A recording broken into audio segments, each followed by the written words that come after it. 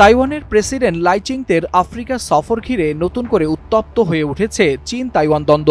আকস্মিক এই সফরকে কেন্দ্র করে তাইওয়ানের প্রেসিডেন্টকে ইঁদুর বলে তির্যক ভাষায় কটাক্ষ করেছে বেইজিং, যা নিয়ে আন্তর্জাতিক অঙ্গনে তৈরি হয়েছে নতুন বিতর্ক। বার্তা সংস্থা রয়টার্স জানায়, তাইওয়ানের প্রেসিডেন্ট লাই আফ্রিকার ছোট্ট দেশ এসওয়াতিনা সফরে গিয়ে দেশটির রাজার সঙ্গে সাক্ষাৎ করেছেন। এই সফরের মূল উদ্দেশ্য ছিল কূটনৈতিক সম্পর্ক জোরদার করা, কারণ এসওয়াতিনি এখনও তাইওয়ানের সঙ্গে আনুষ্ঠানিক সম্পর্ক রাখা অল্প কয়েকটি দেশের মধ্যে একটি।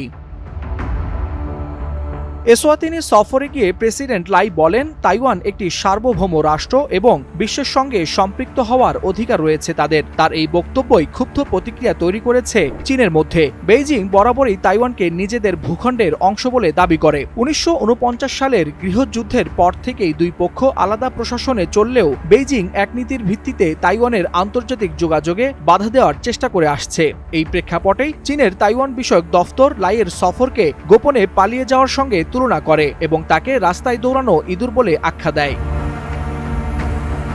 অন্যদিকে তাইওয়ান এই মন্তব্যকে অশালীন ও ভিত্তিহীন বলে প্রত্যাখ্যান করেছে। বিশ্লেষকদের মতে, এই বাকযুদ্ধ শুধু কূটনৈতিক উত্তেজনাই বাড়াচ্ছে না, বরং পুরনো দ্বন্দ্বকে আরও সামনে নিয়ে আসছে।